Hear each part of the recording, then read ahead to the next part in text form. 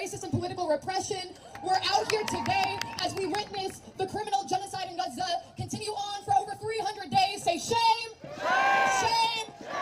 A genocide executed by the criminal Zionist government with the full diplomatic cover and financial support from the U.S. imperialist government. Say shame! Shame! Shame!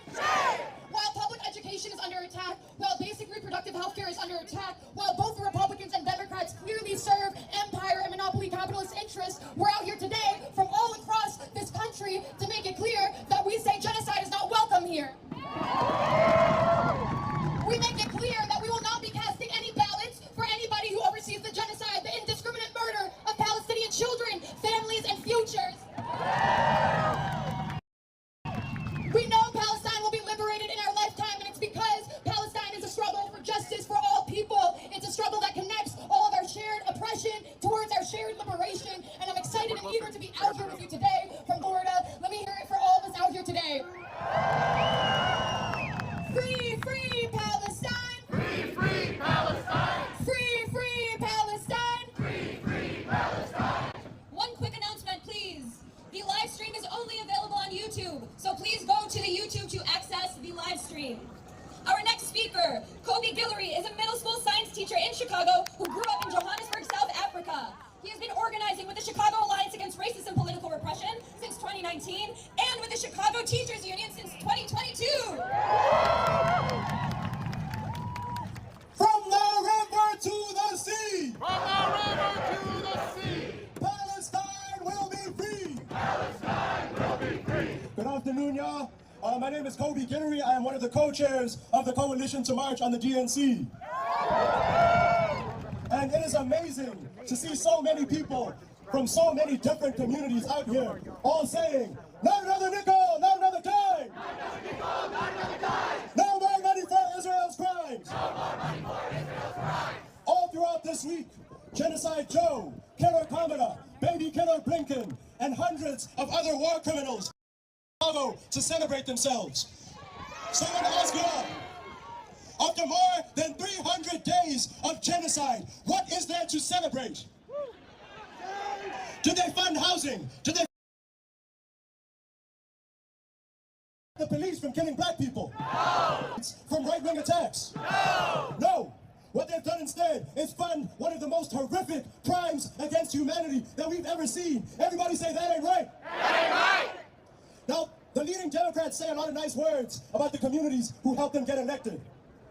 But they prove through their actions that they serve the same corporate interests as the Republicans. So that leaves us with only one option. What do we do? When black lives are under attack, what do we do? When people's rights are under attack, what do we do? Yeah, we have to fight. We have to fight for a better world because these politicians will never, ever give us anything out of the goodness of their hearts. And that's why we have over 270 organizations united in this coalition and ready to fight every day until we destroy this genocidal system. We are here today. We're going to fight to end all US aid to Israel. We're going to fight for a people's agenda. And you're going to hear from some of the organizations that are members of this coalition about the work that they do in their communities and how that connects to the Palestinian liberation struggle. Now, those war criminals at the United Center, they think that having bombs and having a row of police makes them powerful. But the power is the thousands of people that are represented right now. So, I want to end. I want y'all to repeat after me. The people united will be defeated. The people united will never be defeated. El pueblo unido jamás será vencido. El pueblo unido jamás será vencido. All right, y'all, let's keep fighting. We're going to win. Give it up for Kobe, y'all. If we can have folks, if you're out in the back, move forward. Let's get as close to the stage. Guts that high. We are on the freedom side. We are on the freedom side. Guts that head held high. Head held high. We are on the freedom side. We are on the freedom side. Give it up one more time for Kobe. We're going to hear from another amazing Chicago organizer.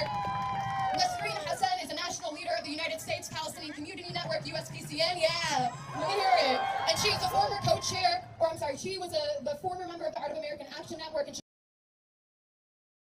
for 6 years. She's been leading as a youth organizer and has an MA in social work from the University of Illinois Chicago Jane Addams School of Social Work. Give it up for Nisreen.